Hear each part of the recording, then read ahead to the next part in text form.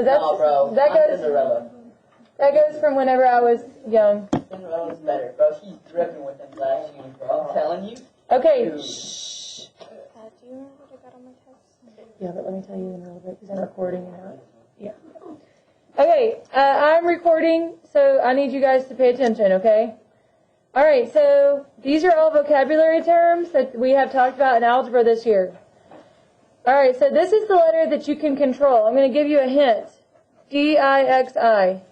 The one that you can control. It's your input, your X. So I've already said two of these letters, input and X. What's the other one, the other I?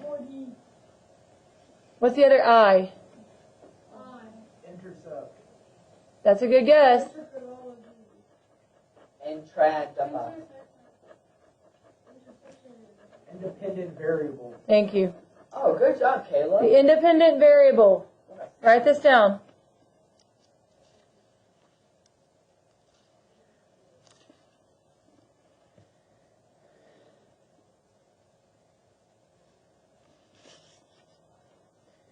Okay, so number 2, this is the letter by itself. It's your output or your Y. Here's your hint. Roy D. Output, Y. What is this letter? The D. What does the D stand for? Good. Dependent. The dependent variable.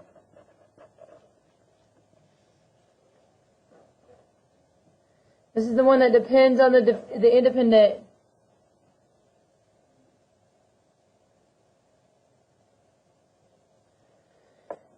Look at number 3. This is the rate of change, the rise over your run.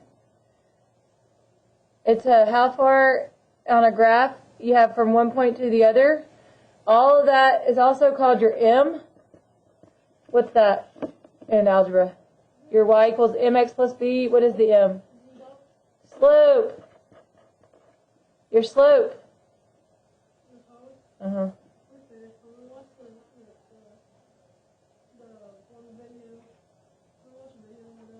Maybe. Depends on what it is. Slope, dude. Okay. Alright, so this is the point where a graph crosses the x-axis, also known as zeros, roots, ordered pairs, where the y is 0. Solutions is another word for it. What is it called where the line where it crosses the x-axis? What is that called? The point. What? X. Intercept. Yes, thank you. The x-intercepts.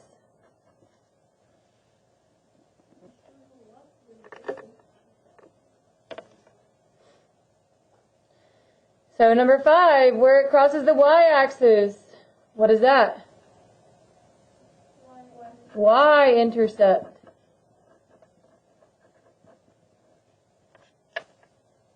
The y-intercept. On a road trip. Colorado, Wyoming, North Dakota, South Dakota.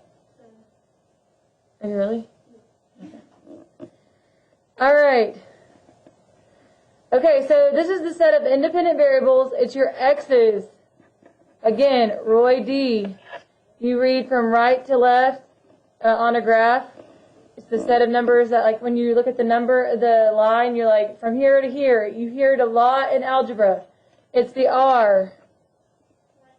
Range. Your range. Oh, man. No, it's not. Guys. I put this wrong one. X's. What are your X's? Your X's is Dixie. So, again, this is not range, but thank you. I probably should turn on my brain. Domain. At least I corrected myself.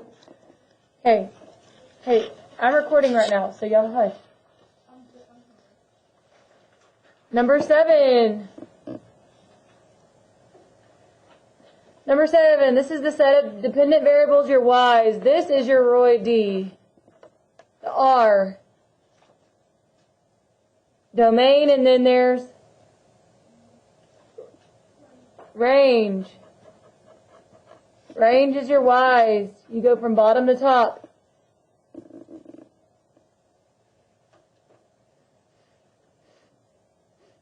Okay, number 8. A graph that passes the vertical line test. It's a set of ordered pairs in which the x's don't repeat. Remember we did this. It was this or not this. Starts with an F. Foundation. Mm-mm. Function. Yes. A function. A function. Is it a function? Is it not a function? If it's a function, the x's don't repeat. I like how this says, remember, if child X can only get off at one Y bus stop, that means that you can't go off at 2 bus stops. Yeah, whatever. You can't repeat the X's. That's what they're trying to say. Number 9. Okay, this is a function. It's an equation that makes a non-vertical straight line. Straight line. Line is key here. Constant rate of change. Parent function is y equals x. Line. What kind of function is this? Line. Thank you. Linear function. A linear function.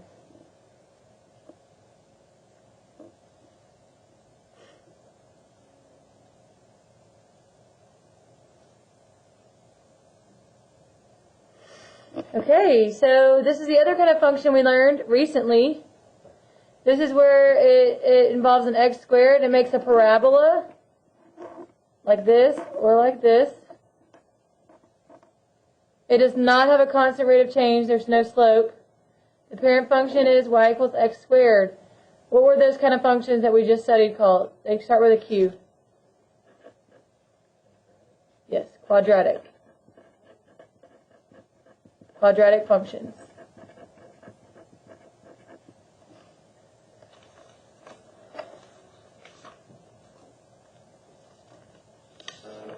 Number 11. Okay, this is the key here. This part. That little number at the top. What is that called?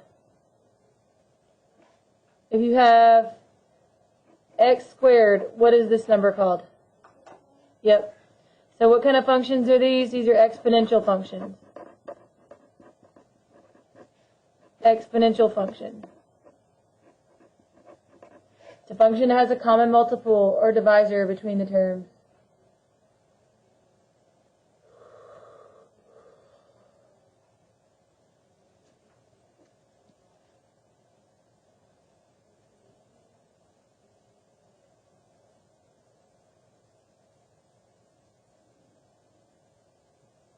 Number 12, xy, a constant value where a is y equals a over x. This one's tough, so I'm just going to give it to you.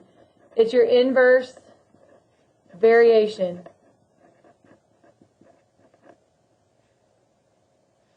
Inverse variation.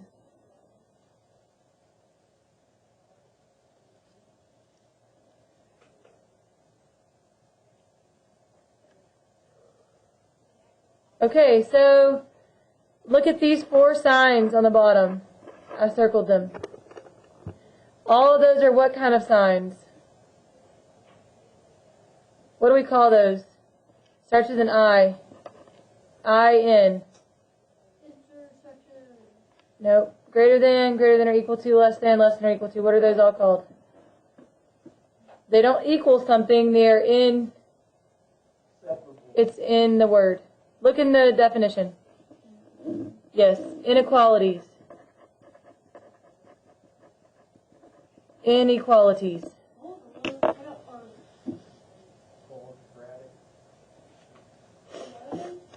Okay, we're going on to number 14. 14. Okay, so on number 14, when you see parentheses, and you multiply the number in front times everything inside the parentheses, what's that called? No, that's two binomials. Starts with a D. I always tell you, you blank here, you distribute the 4. It's distribute. Distributive property.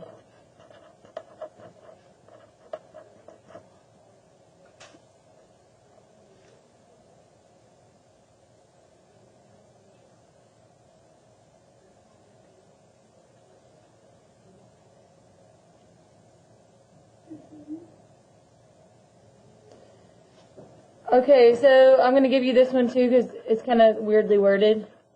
The value of a function, that's the x when you solve for x. You can plug that back into the problem and solve it. Value of a function.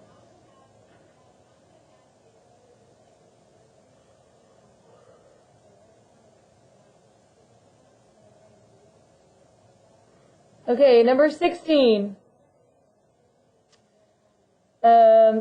This is where we just did this. Remember where it can get narrow or wide?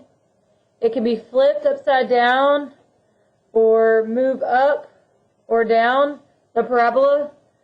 What were those called? Do you remember? Starts with a T. Transformations.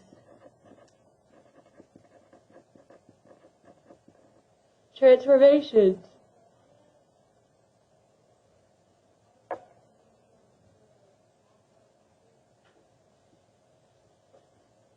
All right, number 17. Here's the hint. P-man DS. What are those? What does that acronym help us remember? That's PEMDAS.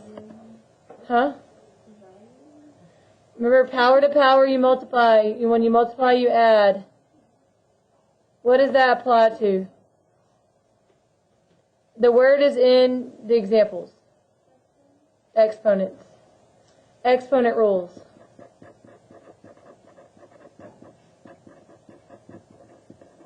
Your exponent rules. All right, Caleb, you need to be staying with me. We have 2 more. These are really easy. Okay? There's 2 types of line pairs in algebra. And parallel. Which one is 18? Parallel is 18, yes. P-A-R-A-L-L-E-L.